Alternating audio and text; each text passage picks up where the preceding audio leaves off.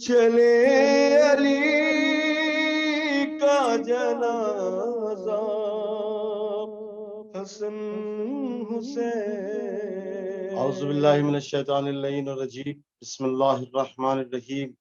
ان اللہ وملائکتہ یصلون علی النبی یا ایھا الذین آمنوا صلوا علیہ وسلموا تسلیما۔ اللہم صلی علی محمد وعلی محمد وعلی محمد۔ ناظرین، حاضرین، مشترکین، السلام علیکم ورحمۃ اللہ وبرکاتہ۔ وعلیکم السلام ورحمۃ اللہ۔ ناظرین کرام، جیسا کہ آپ کو معلوم ہے، آج کی یہ مجلس شہادت مولا متقیان علی ابن ابی طالب زیر تمام قائم ٹی وی فرام کینیڈا سے براہ راست نشر کی جا رہی ہے۔ آج 20 رمضان کی مجلس آپ حضرات کی خدمت میں ہم لے کر حاضر ہیں۔ تمام قائم ٹی وی دیکھنے والے آباد رہیں، شاد رہیں۔ تمام شیان حیدر کرار آباد رہیں، شاد رہیں۔ بارگاہ خداوند عالم میں ہم دعا گو ہیں، خداوند عالم بحق شہزادی کونین جناب فاطمہ زہرا سلام اللہ علیہا، یہ جو وبا پوری دنیا میں پھیلی ہے، خداوند عالم اس کا خاتمہ کر دے۔ تمام مومنین عبادت میں لگے ہوئے ہیں، تمام مومنین تسبیح پڑھ رہے ہیں، تمام مومنین نماز پڑھ رہے ہیں، تمام مومنین پریشان ہیں، اور یہ تیرا رحمت کا مہینہ ہے، پروردگار عالم برکت کا مہینہ ہے، اس میں تو اپنی رحمتیں نازل فرماتا ہے۔ خداوند عالم تیری بارگاہ میں ہم ہاتھ جوڑ کر گزارش کرتے ہیں، دعا کرتے ہیں، پروردگار عالم اس وبا کو اس دنیا سے دور کر دے۔ تمام مومنین پریشان ہیں، کسی کا جوان بیٹا جا رہا ہے، سب پریشان ہے، پوری دنیا پریشان ہے۔ میرے معبود ہم سب کے گناہوں کو معاف کر دے میرے معبود، تجھے واسطہ محمد و آل محمد کا۔ ناظرین، آج کی اس مجلس کو خطاب فرمائیں گے علی جناب قبلہ و کعبہ حجت الاسلام محمد علی محسن تقوی، امام جمعہ والجماعت، شیعہ جامع مسجد کشمیری گیٹ پرانی دلی۔ اور اس مجلس میں پیشخانی کے فرائض انجام دیں گے شاعر اہل بیت میر اعظم علی زیدی، جو ہمارے ساتھ جے پور سے ہیں، اس وقت دبئی سے ہمارے ساتھ ہیں۔ میں ان کی خدمت میں معتبانہ گزارش کروں گا کہ وہ پیشخانی کے فرائض انجام دیں۔ ہم درود پڑھتے ہیں عظمت آل محمد پر، اللہم صلی علی محمد وآل محمد۔ بسم اللہ۔ ناظرین السلام علیکم ورحمۃ اللہ وبرکاتہ۔ وعلیکم السلام ورحمۃ اللہ۔ امام زمانہ کی خدمت میں اور بالعموم تمام مومنین کی خدمت میں حضرت امیر المومنین علیہ السلام کی اللہم صلی علی شہادت پر محمد۔ تعزیت پیش کرتا ہوں، 2 قطعات پیش کرتا ہوں، اس کے بعد بسلسلہ شہادت حضرت علی علیہ السلام منظوم بسم اللہ۔ نذرانہ عقیدت پیش کرنے کی سعادت حاصل کروں گا۔ عرض کرتا ہوں کہ ہر کس و ناکس کی دنیا میں کہاں جنت کا گھر، ہر کس و ناکس کی دنیا میں کہاں جنت کا گھر، حب حیدر چاہیے جنت میں جانے کے لیے، اور اس سبحان اللہ، وبا کے سبحان اللہ۔ دور میں، اس وبا کے دور میں مشکل کشا کا نام لو، یا علی کا ورد ہو دہشت دبانے کے لیے۔ کیا ہر کہنا کسو ہے، ناکس واہ کی واہ واہ دنیا میں، واہ واہ ہر واہ۔ کسو ناکس کی دنیا میں کہاں جنت کا گھر، حب حیدر چاہیے جنت میں جانے کے لیے، اور اس وبا کے دور میں، اس وبا کے دور میں مشکل کشا کا نام لو، یا علی کا ورد ہو دہشت دبانے کے لیے۔ ایک خطب ملازہ فرمائے، عرض کرتا ہوں کہ حق ہے علی کے ساتھ، علی حق کے ساتھ ہیں، حق ہے علی کے ساتھ، علی حق کے ساتھ ہیں، ہم کو ہے ناز ایسا کوئی رہنما نہیں، اور ہوتی ہیں دور مشکلیں، 2 مسلم ملازہ فرمائے کہ ہوتی ہیں دور مشکلیں سب مومنین کی، مشکل میں وہ ہیں جن کا کہ مشکل کشا نہیں۔ سبحان اللہ، سبحان اللہ، واہ واہ واہ۔ حق ہے علی کے ساتھ، علی حق کے ساتھ ہیں، ہم کو ہے ناز ایسا کوئی رہنما نہیں، ہوتی ہیں دور مشکلیں سب مومنین کی، اور مشکل میں وہ ہیں جن کا کہ مشکل کشا نہیں۔ ہم قائم ٹیم کینیڈا کی جانب سے آپ کا بہت شکریہ ادا کرتے ہیں کہ آپ نے قیمتی وقت ہمیں دیا، بہت بہت شکریہ۔ السلام علیکم حضور، السلام علیکم۔ وعلیکم السلام علیکم۔ ناظرین اکرام، جیسا کہ ہم نے آپ حضرات کی خدمت میں عرض کیا تھا، آج کی یہ مجلس 20 رمضان کی کے حوالے سے ہے، جس کو خطاب فرمائیں گے حجت الاسلام المسلمین محمد علی محسن تقوی صاحب، امام جمعہ والجماعت، شیعہ جامع مسجد کشمیری گیٹ پرانی دلی. ہم پوری قائم ٹیم کینیڈا کی جانب سے حضور کا بہت بہت شکریہ ادا کرتے ہیں اور کی خدمت میں معتبانہ گزارش کرتے ہیں کہ وہ مجلس کو خطاب فرمائیں. بسم اللہ الرحمن الرحیم. اعوذ باللہ من الشیطان الرجیم. بسم اللہ الرحمن الرحیم. الحمد للہ رب العالمین والصلاة والسلام على سید الانبیاء والمرسلین سیدنا و نبینا و شفیع ذنوبنا و طبیب نفوسنا ابی القاسم محمد اللہم صلی علی محمد وعلى اہل بیتہ الطیبین الطاہرین المعصومین المظلومین ولعنۃ اللہ علی اعدائہم اجمعین من یومنا ھذا الی یوم الدین. اما بعد فقد قال اللہ تبارک و تعالی فی کتابہ. بسم اللہ الرحمن الرحیم. ومن الناس من یشری نفسہ ابتغاء مرضات اللہ واللہ رؤوف بالعباد. حضرات، ارشاد رب العزت ہو رہا ہے وَمِنَ النَّاسِ مَن يَشْرِي نَفْسَهُ. انسانوں میں ایک ایسا بھی ہے کہ جو اپنے نفس کو رضائے پروردگار کے عوض بیچ دیتا ہے. واللہ رؤوف سبحان اللہ بالعباد. سبحان اللہ.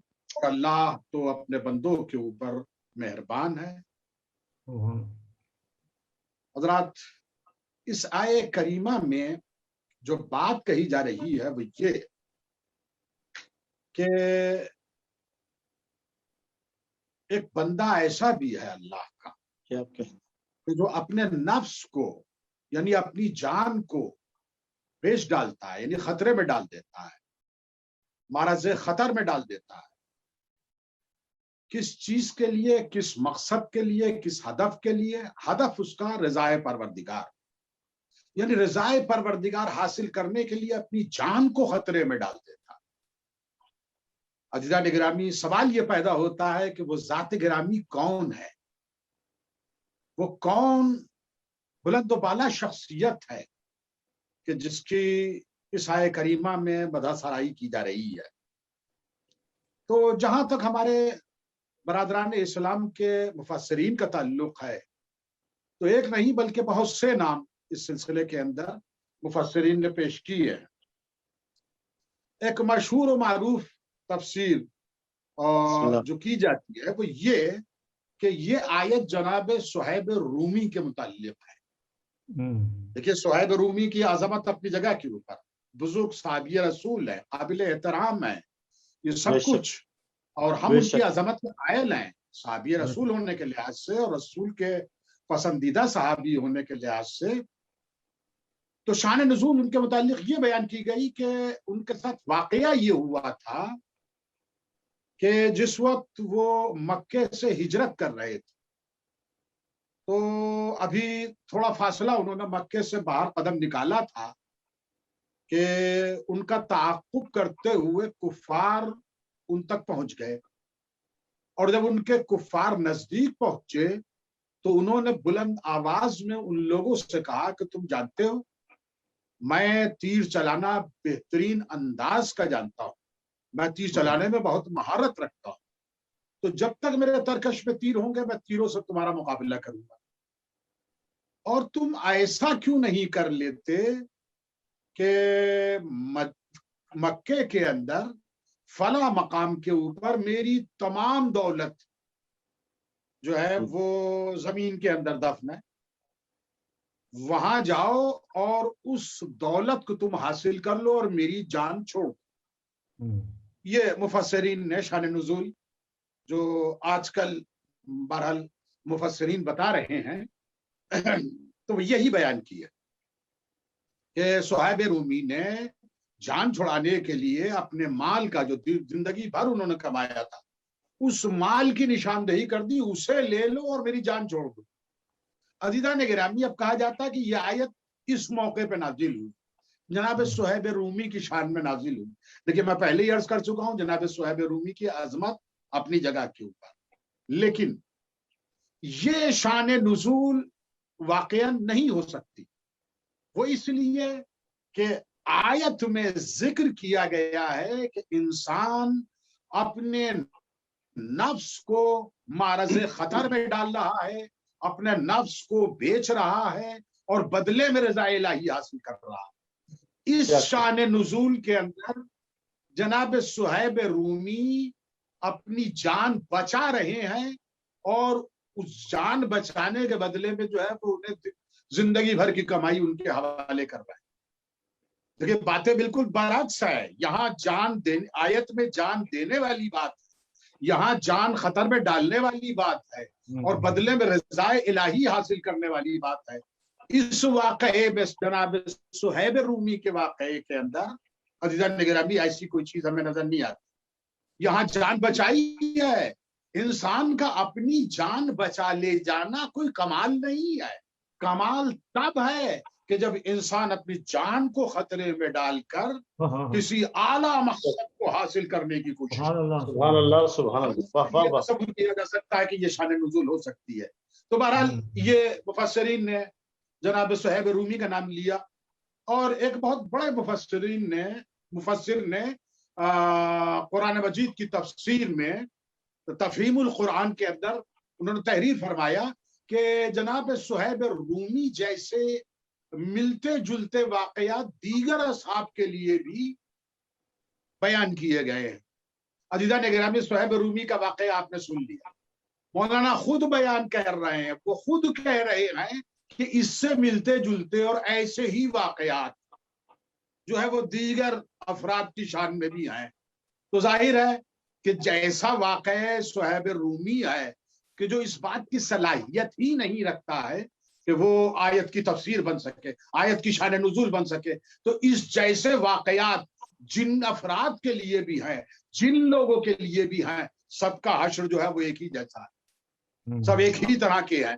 لہٰذا یہ تصور نہیں کیا جا سکتا کہ جتنی مفسرین نے تفسیریں بیان کی ہے، جتنے لوگوں کا شان نزول، دیکھیے یہاں مفسرین نے واقعاً بعض مفسرین نے بڑی کوتاہی کی۔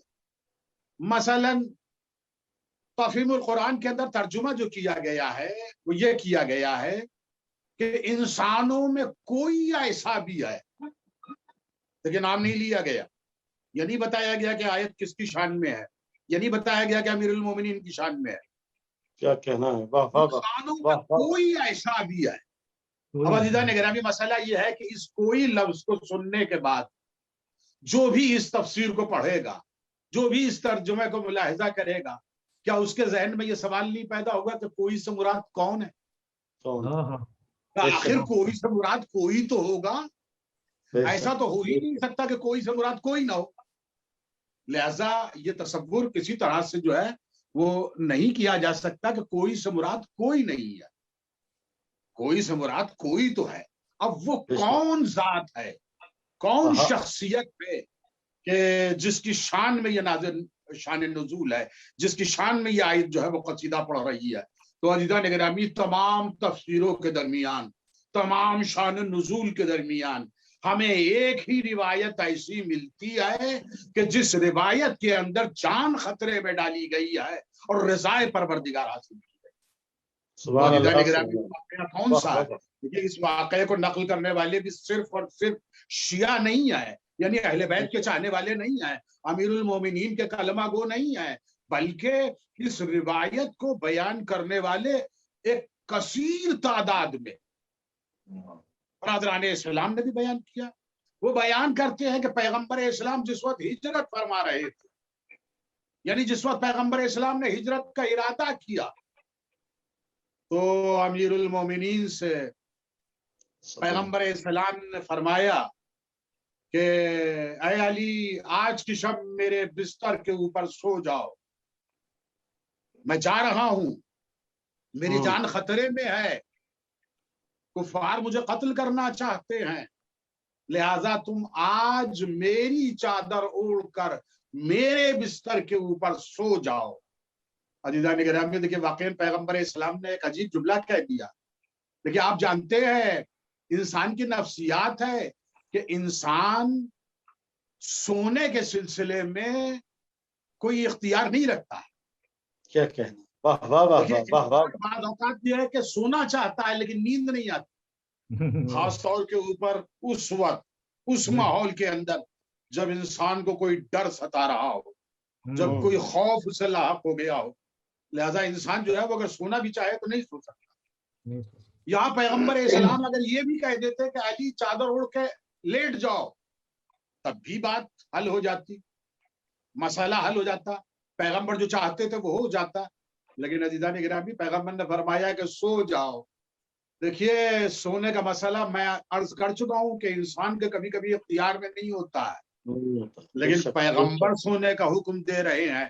اس کا مطلب یہ ہے کہ یہ بھی امیر المومنین کے اختیار میں تھا, تبھی امیر المومنین سے جو ہے پیغمبر اسلام نے فرمایا کہ سو جاؤ. عزیزان گرامی, یہ پیغمبر اسلام نے اطلاع دی, اور اطلاع دینے کے بعد پیغمبر اسلام یہاں سے رخصت ہو گئے, اور امیر المومنین پیغمبر کے بستر کے اوپر پیغمبر کی چادر اوڑھنے کے بعد سو رہے. اور جیسا کہ خود فرماتے ہیں کہ ایسی نیند سویا کہ جیسی نیند اس سے پہلے کبھی نہیں سویا. واقعاً امیر المومنین ایک ایسے معرض امتحان میں ہیں کہ جس کے متعلق جو ہے وہ عام انسان تصور نہیں کر سکتا. دیکھیے, جاگتا ہوا انسان اپنی ڈیفینس کر سکتا ہے, جاگتا ہوا انسان دوسرے کے حملے کو روک سکتا ہے, جاگتا ہوا انسان خطرے کی بھنک لگتے ہی اپنے آپ کو محفوظ مقام کے اوپر پہنچا سکتا ہے. لیکن ایک سویا ہوا انسان نہ اپنے آپ کی حفاظت کر سکتا ہے, نہ اپنے آپ کو دشمن سے بچا سکتا ہے, نہ اس کے حملے کو روک سکتا ہے. عزیزان گرامی, واقعاً امیر المومنین نے ایک بہت بڑا امتحان دیا, جان اپنی خطرے میں ڈالی. دیکھیں, دنیا اس وقت تک جو ہے امیر المومنین کی دشمن نہیں ہے, امیر المومنین کے مخالف نہیں ہے. پیغمبر کو قتل کرنے کا منصوبہ ہے, اور پیغمبر اسلام جو ہے وہ اپنی جان بچا کے امیر المومنین کو بستر کے اوپر لٹا رہے ہیں. عزیزان گرامی, امیر المومنین نے ایک جملہ یہ نہیں پوچھا کہ آپ جا رہے ہیں, میں آپ کے بستر کے اوپر سو جاؤں گا تو کیا میری جان بھی بچے گی؟ کیا کہنا, امیر المومنین نے نہیں پوچھا, اور نہ پیغمبر اسلام نے بتایا. اور لیکن اب بعض مفسرین ہمارے ہاں اس طرح کے بھی پیدا ہوئے ہیں, یعنی برادران اسلام میں, کہ مثلا ایک صاحب ہیں جاہز, انہوں نے کہا کہ پیغمبر نے بتا دیا تھا کہ تمہارا کچھ نہیں بگڑے گا, تمہاری جان جو ہے محفوظ رہے گی, لہذا امیر المومنین کا بستر رسول کے اوپر سو جانا کوئی کمال ہی نہیں. عزیزان گرامی, میں کہتا ہوں کہ پیغمبر ہی نے تو فرمایا ہے کہ تمہاری جان کو کوئی خطرہ نہیں ہوگا, تم محفوظ رہو گے. عزیزان گرامی, جسے پیغمبر کی بات کے اوپر یقین ہوگا وہ واقعاً مطمئن ہو جائے گا, لیکن جسے پیغمبر کی بات کے اوپر یقین نہیں ہوگا, جو پیغمبر کے لیے شک کی گنجائش رکھتا ہوگا, ظاہر ہے کہ وہ کبھی مطمئن نہیں ہو سکتا. صلوات پڑھیے محمد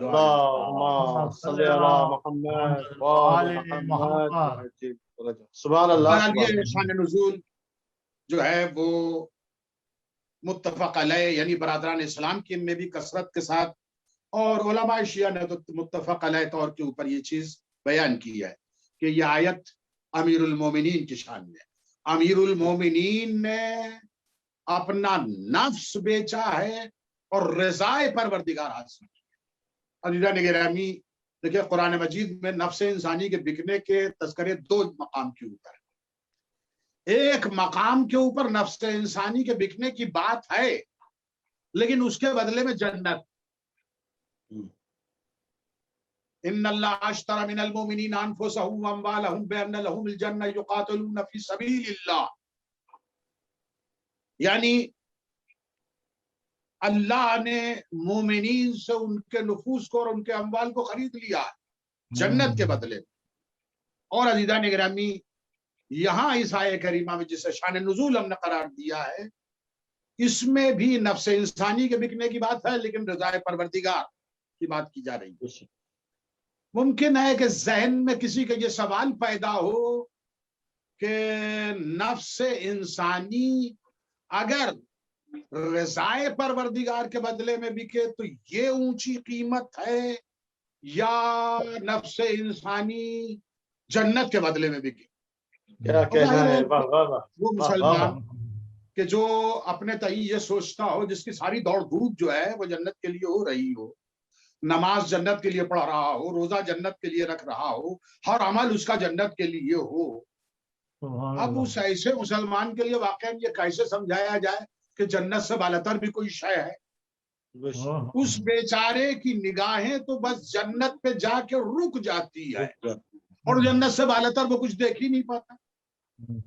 تو ایسے مسلمان کو کیسے سمجھایا جائے کہ واقعا رضائے پروردگار جو ہے وہ جنت سے بالاتر ہے؟ لیکن عزیزان گرامی، میں کہتا ہوں کہ خود امیر المومنین کا ایک ارشاد گرامی اگر ہمارے مد نظر ہو، کچھ لوگ اللہ کی عبادت کرتے ہیں جہنم کے خوف سے، اور کچھ لوگ اللہ کی عبادت کرتے ہیں جنت کی خواہش میں، جنت کی طلب کے لیے. تو عزیزان گرامی، اب یہ دو خریدار ہوئے، یعنی دو انسان ہوئے کہ جو دو طرح کی جو عبادتیں انجام دے رہے ہیں. ایک جنت کے لالچ میں انجام دے رہا ہے، جہنم کے خوف سے انجام دے رہا ہے. تو عزیزان گرامی، اب خدا بند عالم دیکھیے، جو جنت کے لیے عبادت کر رہا ہے اسے اگر جنت دے دے تو ظاہر ہے کہ یہ اس کی منہ قیمت ہو گئی، اور جو جہنم کے خوف میں عبادت کر رہا ہے اگر اسے جہنم کے خوف سے نجات دلا دی جائے تو ظاہر ہے کہ یہ اس کی منہ قیمت ہو گئی. عزیزان گرامی دیکھیں، سوال تو اس کے لیے ہے کہ جس کی عبادت نہ جنت کے لالچ میں ہو نہ جہنم کے خوف میں ہو، اسے خدا بند عالم دے تو کیا دے؟ سبحان اللہ، سبحان اللہ، واہ واہ واہ، اسے خدا دے تو کیا دے؟ اب کوئی کہے کہ جنت، میں کہتا ہوں کہ جنت کے لالچ میں اس نے عبادت کب کی ہے؟ آپ کہیں کہ جہنم کے خوف سے نجات دلا دی جائے تو سوال یہ پیدا ہوتا ہے کہ جہنم کے خوف میں اس نے عبادت کب انجام دی ہے؟ اس نے تو خدا کو لائق عبادت جانتے ہوئے عبادت انجام دی. لہذا اس کا عجر جو ہے، جس طرح سے اسے لائق عبادت جانتے ہوئے عبادت انجام دی ہے، تو اس کا عجر بھی جو ہے اس کے لائق ملنا چاہیے. اور عزیزان گرامی، وہ عجر جو ہے وہ کیا ہو سکتا ہے؟ دیکھیے، عقل رکھنے والا ہر صاحب عقل جو ہے وہ اس چیز کو سمجھ سکتا ہے. دیکھیے، اس آیہ کریمہ میں یہ کہا گیا تھا اللہ نے مومنین سے ان کے نفوس اور اموال کو خرید لیا ہے جنت کے بدلے میں. یعنی اس کا مطلب یہ ہے کہ مومنین سے نفس خریدا گیا ہے جنت کے بدلے میں. تو عزیزان گرامی، جب مومنین کے نفس کی قیمت جنت ہے تو امیر المومنین کے نفس کی قیمت ظاہر ہے کہ جنت سے بالاتر ہونی چاہیے. کیا کہنا ہے، واہ واہ واہ، جنت سے بالاتر ہونی چاہیے. سبحان اللہ. ہمارا نفس انسانی بکا رضائے پروردگار کے بدلے میں بکا. رضائے پروردگار کے بدلے میں بکنے کا مطلب کیا ہے؟ دیکھیں، میں ایک بات آپ حضرات کی خدمت میں عرض کروں، اور بہت سادہ بات ہے. ہر ایک اس کی تائید کرے گا، ہر ایک اسے کہے گا کہ واقعی مناسب ہے، بہترین بات ہے اور عقل میں آنے والی بات ہے. عزیزان گرامی، دیکھیے، یہاں بیچنے کی بات ہو رہی ہے، نفس انسانی کے بکنے کی بات ہو رہی ہے، رضائے پروردگار کے خریدے جانے کی بات ہو رہی ہے. تو عزیزان گرامی دیکھیے، جب بھی خرید و فروخت ہوتی ہے تو خرید و فروخت کا ہر معاملہ طے ہو جانے کے بعد ملکیتیں بدل جاتی ہیں.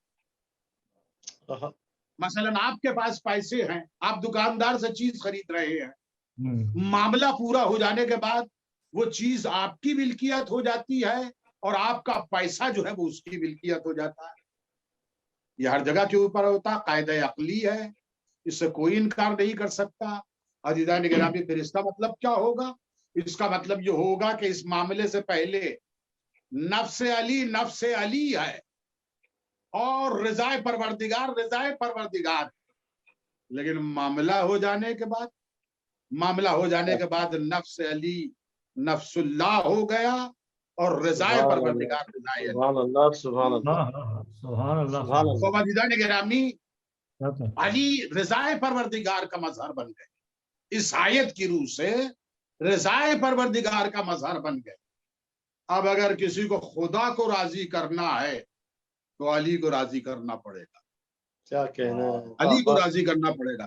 وہ اس کے لیے کہ رضائے پروردگار علی خرید چکے ہیں. ہوں، اور ایک چیز اور یاد رکھیے کہ جو انسان جس چیز کو خرید لیتا ہے ہوں وہ اس کی میراث میں پہنچتی ہے. میراث پہ پہنچ رہے. کیا دیکھیے کہنا انسان کی ہے. صلاحیتیں میراث کے اندر نہیں بڑھتی. ہاں ہاں ہاں، مثلا کوئی شاعر ہو تو ان کی شعر گوئی جو ہے وہ میراث میں نہیں بڑھتی ہے. کوئی ڈاکٹر ہو تو ان کی ڈگریاں جو ہے وہ اولاد کو نہیں بڑھتی ہے. ہوں یعنی انسان کی صلاحیتیں جو ہے وہ میراث کے اندر نہیں بٹا کرتی. لیکن جو چیز انسان خرید لیتا ہے عزیزان گرامی وہ میراث کے اندر بڑھتی ہے. تو رضائے پروردگار علی کی میراث کے اندر چلے گی. کیا کہنا ہے. علی کی میراث کے اندر چلے گی. تو اب دو چیزیں ہیں کہ جو علی تک پہنچی ہیں عزیزان گرامی. ایک رضائے پروردگار ہے اور دوسری امامت ہے. دوسری امامت ہے. تو اب اگر کوئی سوال یہ کرے گا کہ اب رضائے پروردگار کہاں ہے تو ہم یہ کہیں گے کہ جہاں اس دور کا امام ہے وہیں رضائے پروردگار بھی ہے. کیا کہنا ہے. تو سبحان اگر اللہ یہ سبحان پوچھے اللہ. گا کہ اس دور کا امام کہاں ہے تو ہم کہیں گے کہ جہاں رضائے پروردگار ہے بس وہیں اس دور کا امام بھی ہے. صلوات پڑھیے محمد. اللہم صلی علی محمد. سبحان اللہ سبحان. تو عزیزان گرامی یہ رضائے پروردگار امیر المومنین کی میراث میں چلی. ائمہ تک پہنچی. تمام ائمہ تک پہنچی. اور عزیزان گرامی سن 61 ہجری میں کربلا میں یزید اسی رضائے پروردگار کو امام حسین سے چھیننا چاہ رہا تھا. دیکھیے یزید کی بھول کیا تھی. یزید یہ بھول گیا تھا کہ رضائے پروردگار نفس دے کے حاصل ہوتی ہے, جان دے کے حاصل ہوتی ہے, کسی کی جان لے کے حاصل نہیں ہوتی. کیا کہنا ہے. کیا جملہ ہے. واہ واہ واہ. بھول گیا تھا کہ رضائے پروردگار کسی سے چھینی نہیں جا سکتی. رضائے پروردگار جو ہے وہ عزیزان گرامی کوئی معمولی شے نہیں ہے. رضائے پروردگار کا مطلب کیا ہے. رضائے پروردگار کا مطلب یہ ہے کہ علی کا ہر قدم خوشنودی پروردگار کے لیے اٹھتا ہوا نظر آئے گا. علی کی ہر بات خوشنودی پروردگار کے لیے ہوگی. علی کی زندگی رضائے پروردگار کے ڈھانچے میں ڈلی, سانچے میں ڈلی ہوئی ہوگی. سبحان اللہ سبحان اللہ. واہ واہ واہ. امیر المومنین نے واقعاً اپنی پوری زندگی جو ہے وہ اسی شان سے گزاری. شہید مطہری فرماتے ہیں کہ علی شہید عدالت ہے. اگر علی نے عدالت سے کام نہ لیا ہوتا, اگر علی انصاف سے کام نہ لیتے تو علی کے لیے کوئی خطرہ نہیں تھا. عزیزان گرامی لوگ علی سے ناراض کیوں تھے. طلحہ و زبیر آ کے امیر المومنین سے مطالبہ کرتے ہیں کہ جب امیر المومنین نے طلحہ و زبیر کو بیت المال سے اتنا ہی دیا جتنا عام انسانوں کو دیا جاتا ہے, تو طلحہ و زبیر امیر المومنین سے اعتراض کرتے ہیں کہ کیا ہمیں بھی عام انسانوں کے برابر دیا جائے گا جبکہ ہم اشراف مکہ میں سے ہیں, ہمارا تعلق قریش سے ہے. عزیزان گرامی دیکھیے امیر المومنین اگر انصاف سے کام نہ لے تو امیر المومنین کی زندگی کو کوئی خطرہ نہیں. امیر المومنین کی حکومت کو ظاہری طور پر کوئی خطرہ نہیں ہے. دوسری طرف بیت المال کو جو ہے وہ لٹایا جا رہا ہے. اپنے سیاسی اغراض و مقاصد کی خاطر بیت المال جو ہے وہ صرف کیا جا رہا. امیر المومنین اپنے حق سے زیادہ اپنے سگے بھائی عقیل کو دینے کے لیے تیار نہیں.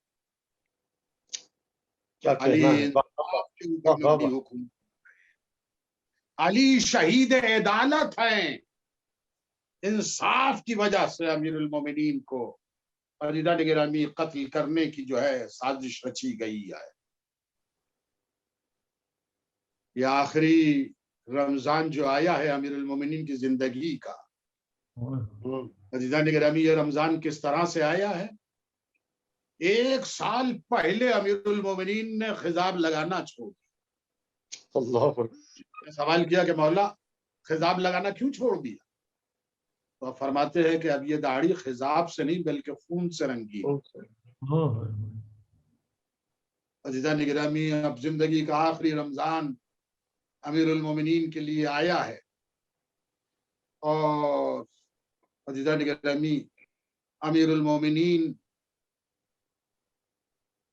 اپنی عادت کے مطابق، امیر المومنین اپنی شان کے مطابق حکومت کر رہے ہیں، عدل و انصاف کے اوپر مبنی حکومت کر رہے ہیں. اور عزیزان گرامی دیکھیے بعد وفات پیغمبر واقعاً جو حالات اہل بیت علیہ السلام کے لیے آئے ہیں اسے ذرا تصور کیا جائے کہ کیسے کیسے حالات ہیں کہ جو اہل بیت کے اوپر گزر گئے. عزیزان گرامی جناب معصومہ عالم اپنے اوپر پڑنے والے مصائب کو بیان کرتی ہیں اس طرح سے کہ میرے اوپر مصیبت کے وہ پہاڑ ٹوٹے ہیں کہ اگر دنوں کے اوپر وہ ٹوٹ جاتے تو وہ رات میں تبدیل ہو جاتے. عزیزان گرامی واقعاً جو حالات اہل بیت علیہ السلام کے لیے پیش آئے ہیں اسے ذرا تصور کیجئے. ایک مرتبہ جناب معصومہ عالم امیر المومنین سے پوچھتی ہیں کہ ابا الحسن میں نے یہ سنا ہے کہ لوگوں نے تمہیں سلام کرنا چھوڑ دیا. جناب معصومہ فرماتی ہیں کہ اے ابا الحسن صرف لوگوں نے سلام کرنا نہیں چھوڑا ہے بلکہ اب تو نوبت وہ آ گئی ہے کہ میں سلام کرتا ہوں اور لوگ میرے سلام کا جواب دیں. عزیزان گرامی ماہ رمضان کی تاریخیں آگے بڑھتی چلی جا رہی ہے، یہاں تک کہ 19ویں رمضان آئی اور عزیزان گرامی امیر المومنین اپنی بیٹی ام کلثوم کے یہاں جو ہے وہ مدعو ہے. ایک ایک دن اپنی اولاد کے یہاں ایک ایک کر کے جو ہے وہ مدعو ہے. عزیزان گرامی امیر المومنین کے سامنے 2 نعمتیں رکھی جاتی ہیں، ایک کٹورے میں دودھ ہے اور عزیزان گرامی جو کی روٹیاں ہے اور نمک ہے. امیر المومنین نے اپنی بیٹی کی طرف دیکھا. اے میری بیٹی کیا تو نے اپنے باپ کو ایک وقت میں 2 غذائیں کھاتے ہوئے دیکھا ہے؟ عزیزو بیٹی نمک کو ہٹانا چاہا. عزیزان گرامی امیر المومنین فرماتے ہیں کہ نہیں بیٹی اس دودھ کو اٹھا لو، اس دودھ کو یہاں سے اٹھا لو. اور عزیزو اب اس بڑی بے چینی کے ساتھ امیر المومنین کی یہ شب گزر رہی ہے، یہاں تک کہ اب صبح کی نماز کا وقت قریب آیا ہے اور امیر المومنین گھر سے نکلنا چاہتے ہیں. اور جیسے ہی گھر سے نکلنا چاہتے تھے تو بطخوں نے آ کے، مرغابیوں نے آ کے امیر المومنین کو چاروں طرف سے گھیر لیا.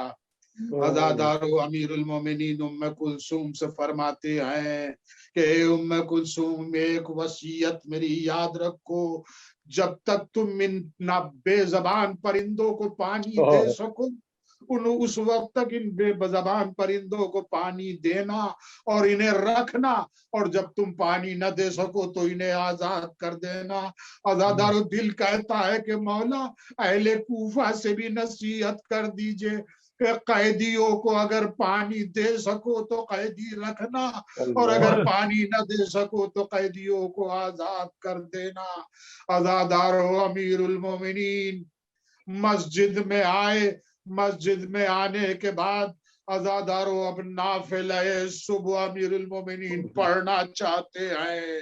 عزادارو امیر المومنین دوسری رکعت کے ابھی پہلے سجدے میں تھے کہ ابن ملجم نے کیسی ضربت ماری کہ عزادارو اب پھر اس کے بعد امیر المومنین سجدے سے خود سر نہیں اٹھا سکے.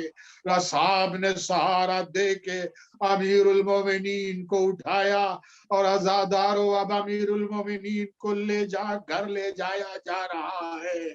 عزادارو امیر المومنین کو سہارا دیے ہوئے ساتھ چل رہے ہیں. ایک مقام کے اوپر ایک بچہ یہ دیکھتا ہے کہ امیر المومنین کے قدم زمین کے اوپر زمین سے مس ہو رہے ہیں.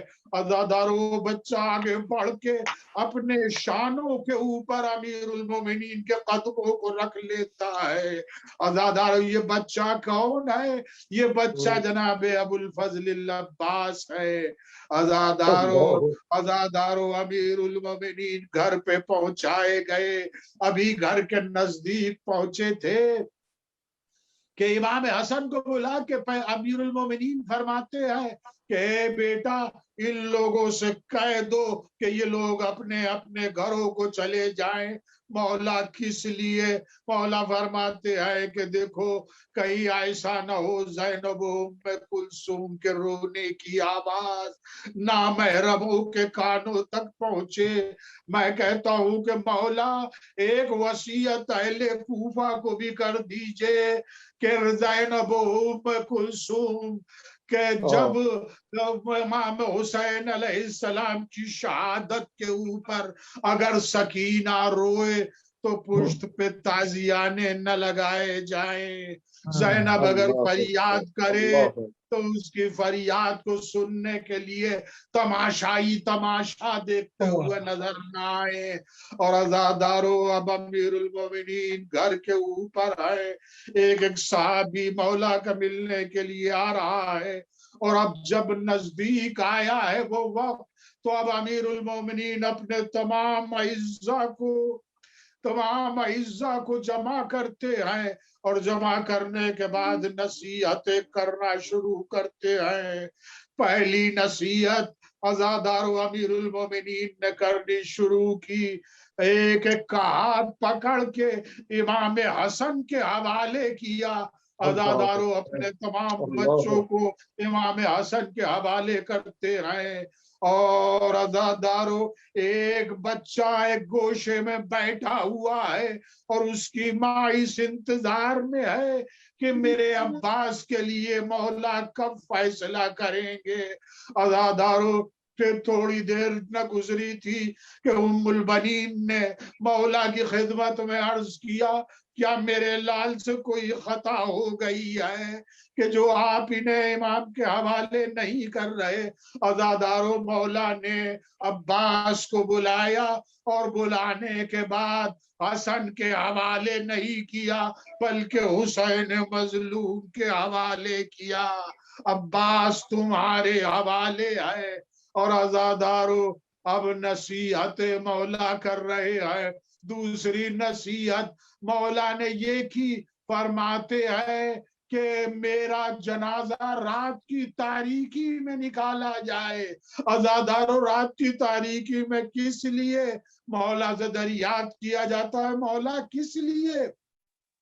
تو مولا فرماتے ہیں کہ کہیں ایسا نہ ہو کہ میری لاش کی بے حرمتی کی جائے.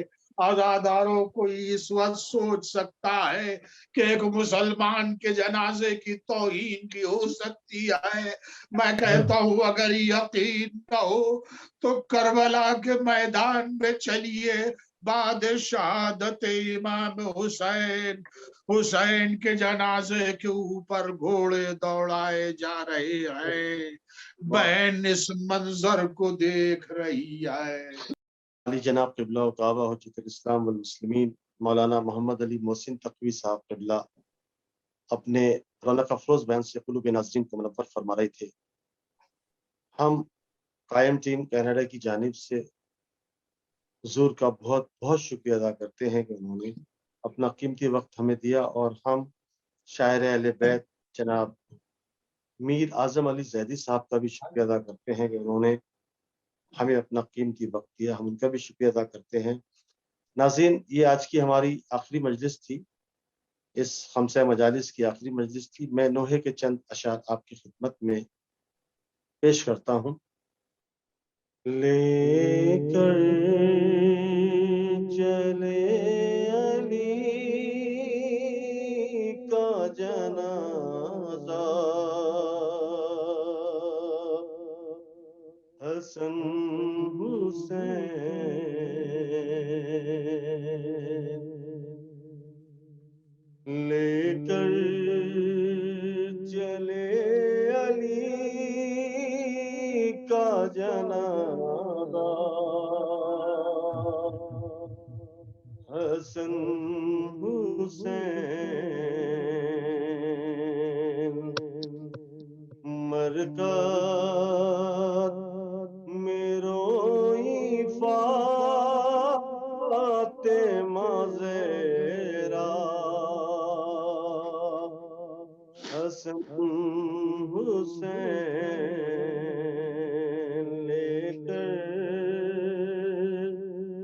چلے علی کا جنازہ حسن حسین، رو رو کے مل رہے تھے گلے، سر کو پیٹ کر رو رو کے مل رہے تھے گلے، سر کو پیٹ کر گلسم اور زینب کبریٰ حسن حسین، لے کر چلے علی کا جنازہ حسن حسین، غم میں علی کے روئے جو جبریل عرش پر، غم میں علی کے روئے جو جبریل عرش پر،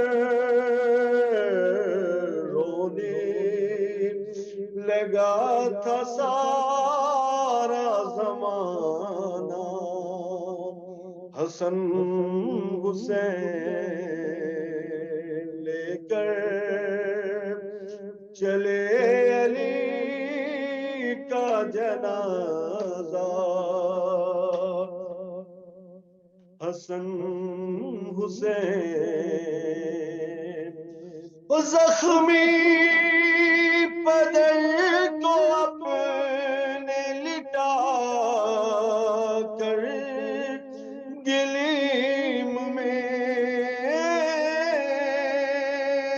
زخمی بدن کو اپنے لٹا کر گلیم میں، مسجد میں کر رہے تھے یہ نوحہ حسن حسین، لے کر چلے علی کا جنازہ حسن حسین، کوفہ اداس یسیر بطحا اداس تھا، کوفہ اداس یسیر بطحا اداس تھا، اور تھا اداس ساتھ میں کعبہ حسن حسین، لے کر چلے علی کا جنازہ حسن حسین، جنازہ حسن حسین